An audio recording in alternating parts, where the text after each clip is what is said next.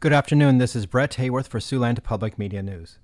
After immigration enforcement officials conducted a raid at a meatpacking plant in Omaha, some Iowa farmers are wondering how to protect their employees without legal status in the United States.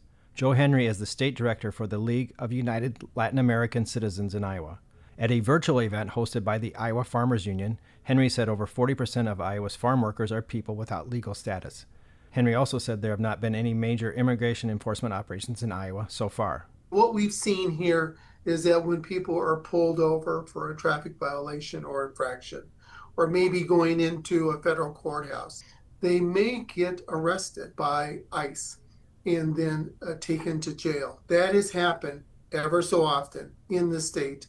Additionally, another busy weekend in the Okoboji tourist area is about to begin. It is possible that some of the high-traffic areas could have paid parking spots in the future. As first reported by Explore Okoboji News, the Arnold's Park City Council members on Wednesday began discussing the possibility of paid parking in a few spots that are routinely packed on summer weekends. Those include the green space where concerts are held and the Arnold's Park Amusement Park. Councilman Mitch Waters said the city spends money to rework parking lots that get heavily used, so paid parking would be a way to recoup those expenses. Also at the meeting, John Paulsley, the CEO of Arnold's Park Amusement Park, said park officials could support the move to paid parking. Paulsley said it would be important for the amusement park and city officials to begin paid parking at the same time, because if only one entity did that, then drivers would flock to the other option without paid parking. One option aired was a possibility of $5 for a full day of parking or higher amounts on days with premium music acts at the green space. In other news, a federal judge says Job Corps locations across the country can stay open while a lawsuit moves through court. In May, the U.S. Department of Labor planned to pause operations at the end of June. However, plaintiffs argue that Congress has already approved funding through next June.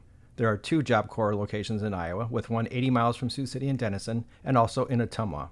Iowa lawmaker Hans Wills is part of a task force working to keep the campus open in Ottumwa. It gives us a ray of sunshine. It's a nice reprieve, but it's not the solution. Wills says Job Corps in Ottumwa is a success and should be a model for other programs for how it helps low-income students between the ages of 16 to 24.